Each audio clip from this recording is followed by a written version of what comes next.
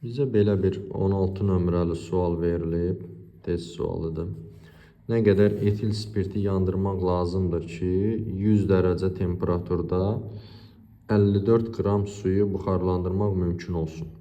Spirtin yanma istiliyinin 50%-nin suyun buxarlanmasına sərf edildiyini nəzərə alın. Biz bilirik ki, deməli spirti yandırdıqda ona verilən istilik miqdarı Q bərabər Q vurulsun M-dir.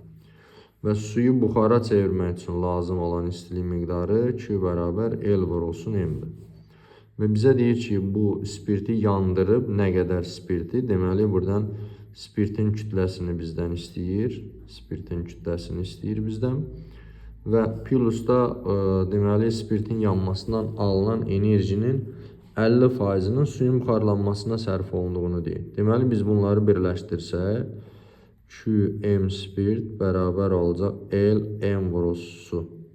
Sadəcə burada 50%-ni istifadə etdiyimizə görə 0.5-ə vururuq. Yəni yarısını, ayrılan istilik miqdarının yarısını suyun buxarlanmasına sərf edirik. Buradan spirtin kütləsini tapsaq, L M su bölünsün 0.5 vurulsun Q.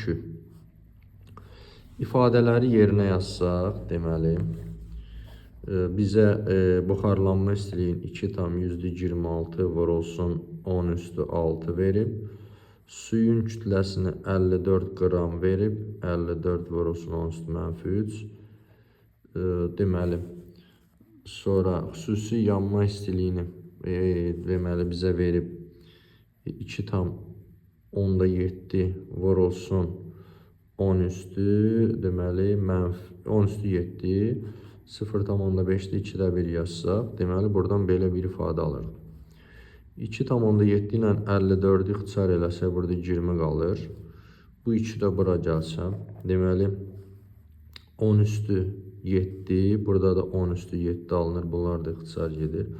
10 üstü 3'ü elə qram kimi saxlasaq, biz 10 üstü 3'ü saxlayırıq. Deməli, 2'ni vurduq bura, oldu 5 tam, yüzdə, deməli, 4,52. 4,52 qram bu ifadənin cavabı olacaq.